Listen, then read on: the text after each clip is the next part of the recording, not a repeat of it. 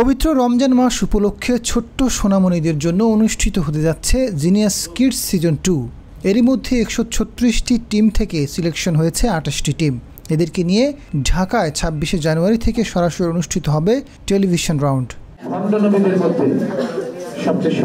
Kids creation TV আয়োজিত Akij plastic নিবেদিত genius kids season 2 প্রচারিত হবে সবার প্রিয় জিটিভিতে।